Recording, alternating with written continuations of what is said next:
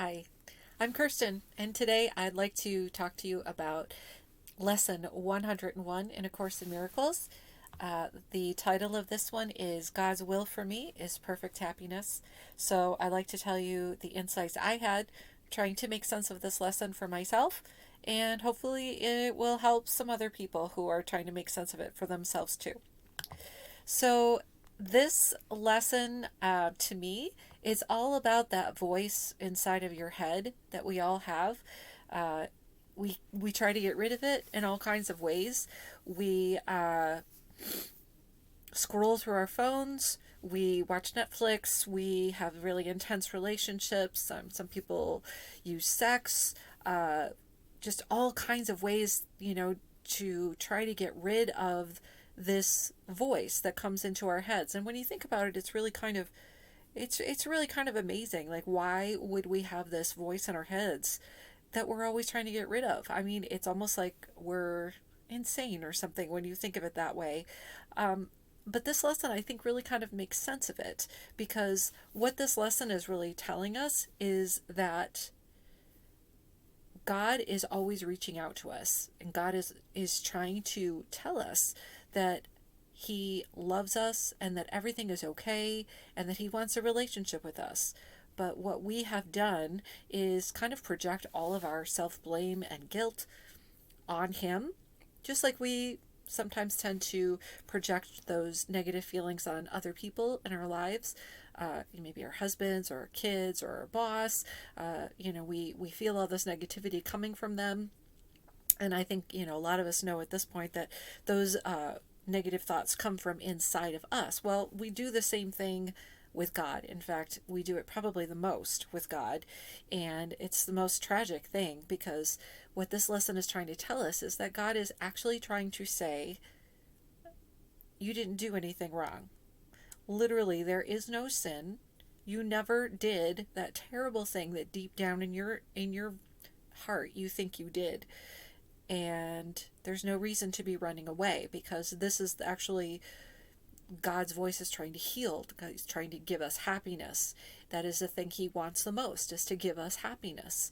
And it is actually through the happiness that God gives us, and this is kind of harkening back to the lesson right before this, that that's God's plan for salvation, is us being happy, sharing happiness with each other. That is how God teaches and saves us all through happiness. Now, I don't know if you're at all like me, but I didn't used to think that. I always used to think that it was through basically suffering that I would prove to God that I was a good person, that I deserved his love, that I deserved not to be punished, through hell or during life. There was a lot of things I did. In fact, I lived a very traditional Catholic lifestyle. I I had a lot of kids, which I love my kids, and I don't regret one of them. But I did a lot of things that were super hard. I had 8 children with no pain medication.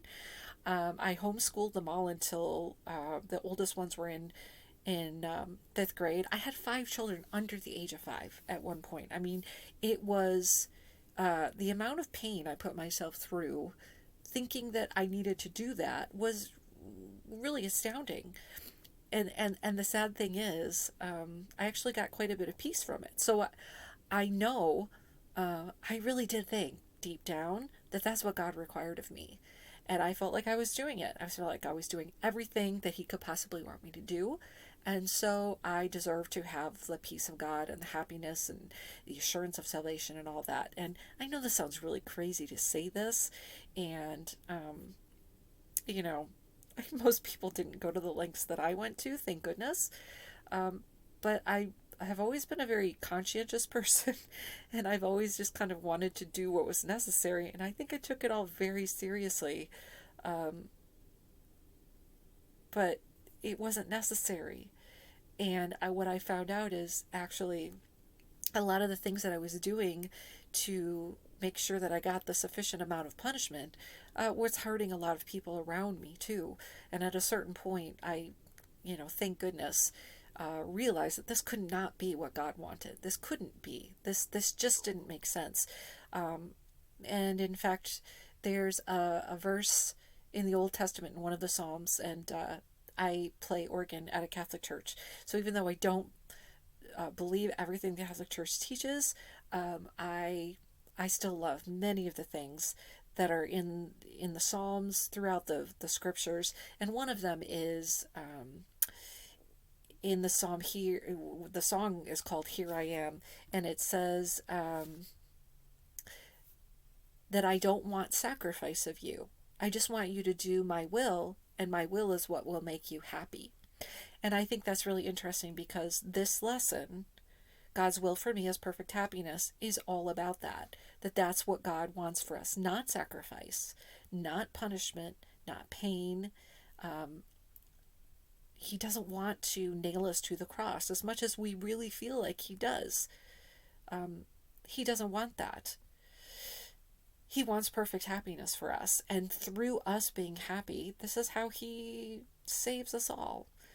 I mean, how different is that? What a different way to think, as opposed to how I used to think, which was, by some kind of drudgery and showing how much I could stand, and I had, this high threshold for pain, and I could do all these things. That's what I thought it took. Sometimes I think of it how it must seem from God's perspective to be in a relationship where, the person you love and you want nothing more than to do good for is just kind of running away and hiding from you. I mean, maybe as a parent, some of you have had this experience where all you're trying to do is good, but they just think that you want to punish them, that you hate them, that you're out to get them. Or I don't know, maybe a different way of looking at it is if you've had a good relationship with someone, a friendship or a romantic relationship where it's very positive and it's very healthy, and that it's a good relationship that's usually very beneficial to you both, but there's been some misunderstanding. You said something, or something happened that was confusing, and that person is angry and has gone away and won't talk to you, or is kind of hiding in the relationship. And if you can just think of how much you want to have a good conversation with them and just talk it out and just get to the point where they understand that what you said wasn't what they thought, that you would never think that, you would never want to make them feel that way, or there's just a miscommunication. And there's a line in this lesson that talks about that everything we think about God, that we're afraid of God of, it's just a miscommunication. And it's really just that projection that we have put on God. It's that self-hatred that we have about ourselves that we don't want to admit to, so we project it to other people, and we project it to God. And so when he reaches out to us, we run away. And I just think how God must feel, of just wanting to make us slow down and just listen. And if we would just slow down and listen, we would realize that this is a voice of healing. This is a voice of total forgiveness. This is a voice that just wants our peace and happiness. But most of the time we don't. We just run away. I think it's really interesting that the word amusement, which is what so many of us try to do these days with our phones, it's so easy on our phones, but through Netflix or whatever it is, the word amusement literally means amuse. Means no, muse means thought. I think it's Greek. So amusement means no thought. We do things to stop the thoughts in our minds. And Course in Miracles constantly talks about God's thoughts. And that's how we really only think, with God's thoughts. But most of the time, we don't have God's thoughts in our mind. We have our own thoughts, which are just kind of insane, honestly.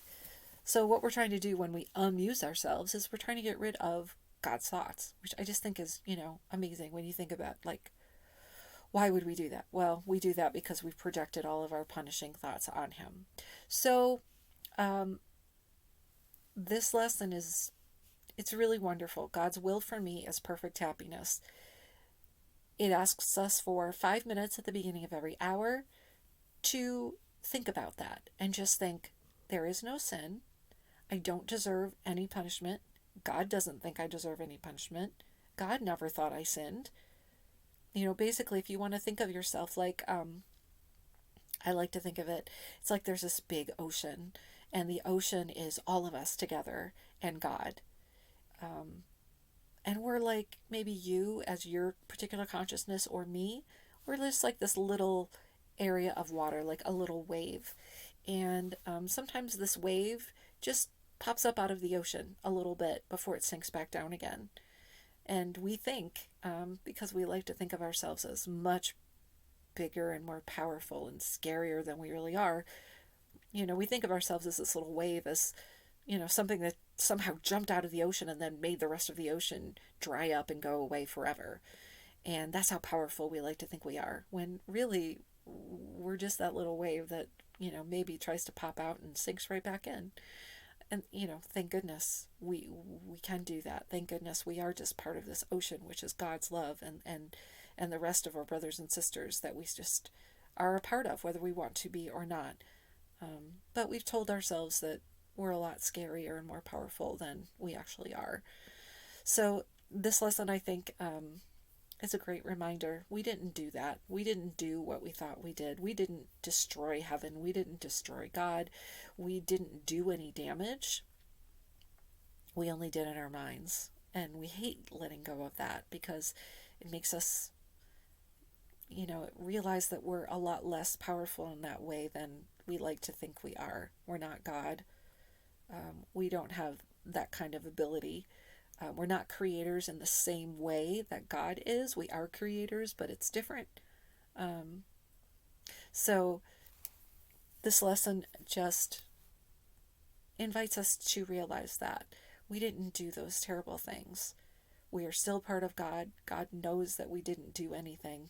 And God is constantly inviting us to remember that, and to listen to his voice, accept the voice of healing, and to be happy, because by being happy, by accepting this happiness that he wants to give us, that is how we find our own salvation and continue his work of salvation to everybody around us. And that's all it is. It's not, saying rosaries. It's not, pain in childbirth. It's not, fasting. It's not any of those ways that we make ourselves suffer. It's by being happy. And that's actually the hardest thing for us to accept, strangely enough. So, anyway, that's what this lesson is. God's will for me is perfect happiness. 5 minutes of every hour. I'm going to try to remember that God wants only happiness for me, and let myself really listen to his voice and really take it in. Thanks, and have a great day.